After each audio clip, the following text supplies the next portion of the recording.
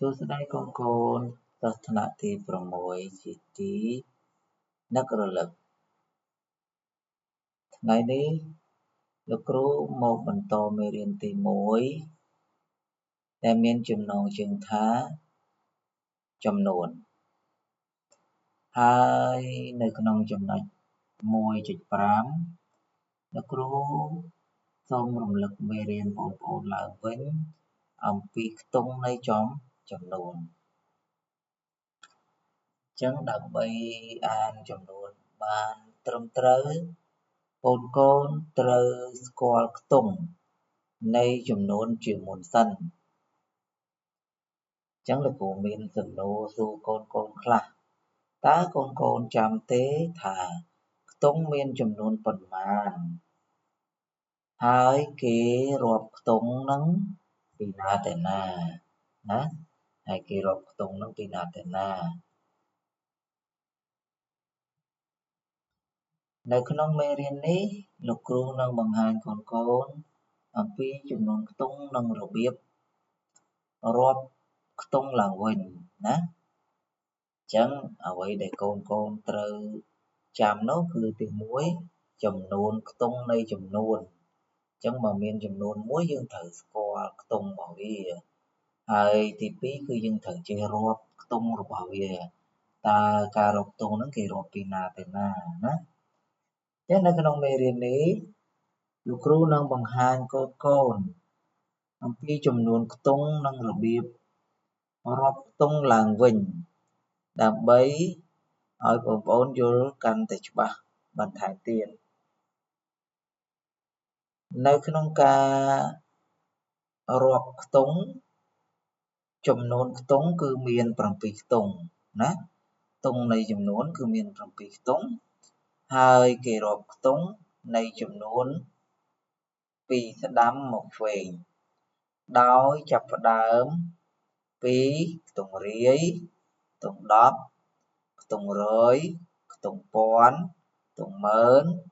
ខ្ទង់សែននិងខ្ទង់ចុងក្រោយគេគឺខ្ទង់លានបាទគឺខ្ទង់លានណាអញ្ចឹងគ្រូបញ្ជាក់ម្ដងទៀតការរាប់ខ្ទង់ចំនួនខ្ទង់ពេលដែលយើងរាប់ជាទូទៅចំនួនខ្ទង់គេបែងចែកវាជា7ខ្ទង់ហើយប៉ុន្តែដើម្បីរាប់វាបានត្រឹមត្រូវគឺយើងត្រូវរាប់វាពីស្ដាំដៃមកឆ្វេងដៃវិញដោយចាប់ផ្ដើមរាប់ពីខ្ទង់រាយមកមុនតមកទៀតខ្ទង់10បន្តមកទៀតខ្ទង់100តមកទៀតយើងខ្ទង់ពាន់បន្តមកទៀតខ្ទង់ម៉ឺន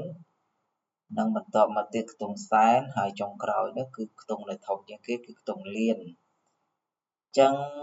ពេលដែលលោកគ្រូបញ្យល់បែបនេះយើងនឹងពិបាកមើលបន្តិចដោយសារតែយើងសរសេរលក្ខណៈរាយបែបនេះគឺពិបាកក្នុងការយល់អញ្ចឹងដើម្បីងាយយល់សូមកូនពិនិត្យតារាងតាមខ្ទង់នីមួយបាទឥឡូវកូនទាំងអស់គ្នាមើលតារាងទាំង7នេះលោកគ្រូបានគូរហើយលោកគ្រូបានចែកវាជាខ្ទង់ណានេះខ្ទង់ដែលនៅខាងស្ដាំដៃគេនេះគឺជាខ្ទង់ដែលតូចជាងគេហើយវាហៅថាខ្ទង់រាយហើយបន្តមកទៀតគឺខ្ទង់10ខ្ទង់100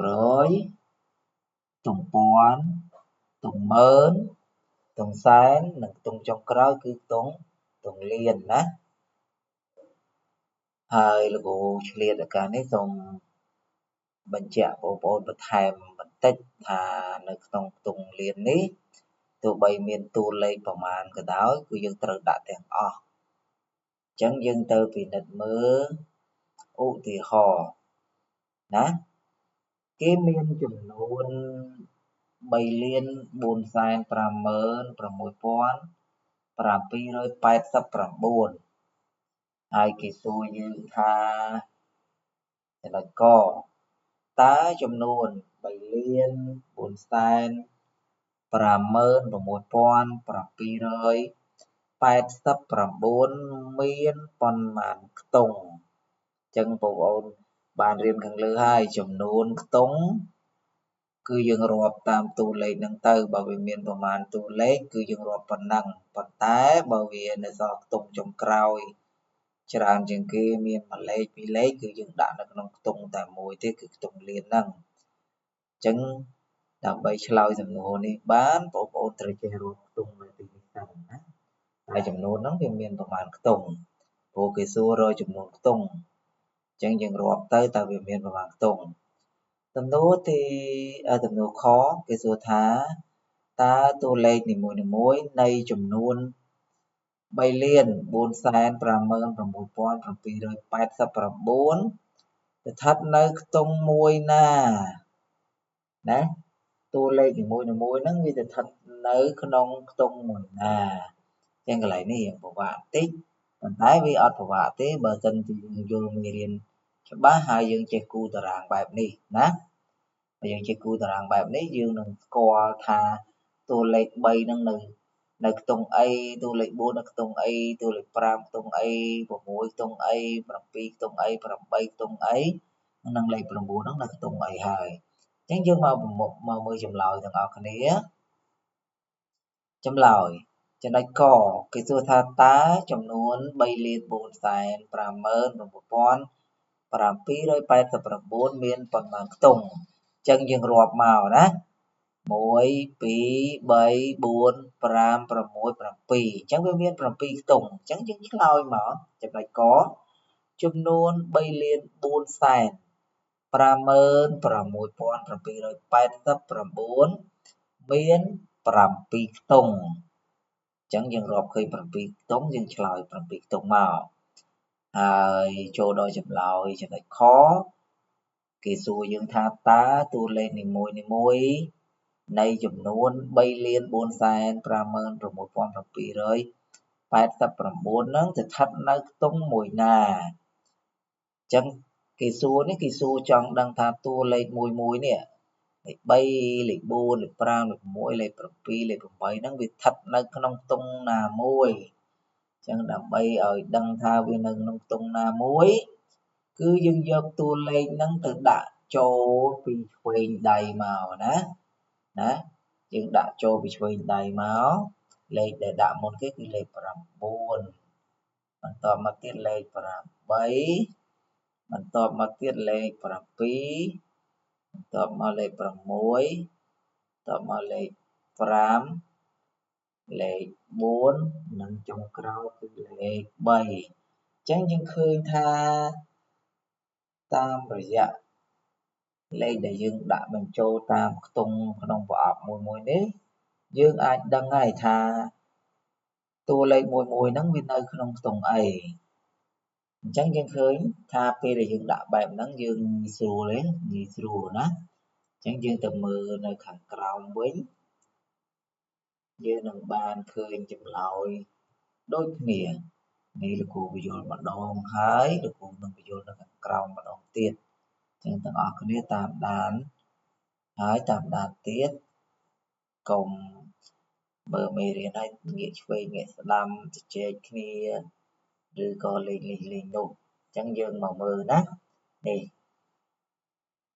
ចម្លើយនៅក្នុងចំណុចខតួលេខនីមួយៗនៃចំនួន3,456,789ស្ថិតនៅខ្ទង់ដូចខាងក្រោមនេះលោកគ្រូបញ្ចូលលេខហើយមិនលោកគ្រូបញ្ចូលលេខខាងលើម្ដងទៀតដើម្បីបញ្ជាក់